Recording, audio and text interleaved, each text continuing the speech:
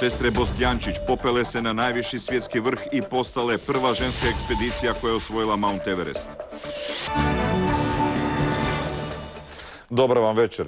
Hrvatske alpinistice osvojile su najviši svjetski vrh Mount Everest. I to kao prva ženska ekspedicija na svijetu kojoj je to pošlo za rukom. Na 8848 metara popele su se sestre Darija i Iris Bostjančić. Darija i Iris Bostjančić u 5 sati i 55 minuta bile su na krovu svijeta. Ondje su zataknule hrvatsku zastavu, skinule maske s kisikom i nazvale vođu ekspedicije koji ih čeka u baznom logoru u podnožju Himalaje. Čuli smo samo vriskove oduševljenja dvije sestre kad su došle na vrh.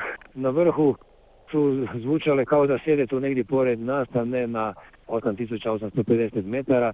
Uopće se nije mogao osjetiti u glasu napor od tog nižeg tlaka. Gore na vrhu Everesta je samo 27% tlaka koji postoji na moru. U završnom jurišu na vrh penjale su se noću, 12 sati bez prestanka. Ta je cura nervoza vas hvata? Da, baš su nervozne one, totalno su nabrijane. Puhao je vjetar, temperatura je bila -50 stupnjeva. Morale su udisati kisik iz boca, bez njega bi se smrznule. Koliki je to napor, dobro zna Stipe Božić, koji je 2 puta osvojio Everest. Popeti se na 8848 metara visoki vrh po takvim uvjetima, po ledu, vjetru, po temperaturi ispod -30 stupnjeva zaslužuje svake čestitke, a pogotovo kad su to naše djevojke. Kad su se spuštale s vrha, naišle su na penjača koji je bez svijesti ležao u snijegu. Uspjele su mu spasiti život. Iako iscrpljene, sa šerpama su ga nosile do logora.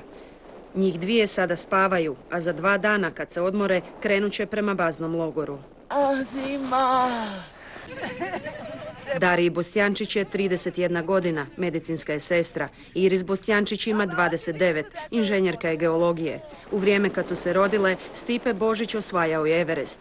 Kad se vratio s vrha, rekao je: sve se u mome srcu zauvijek promijenilo.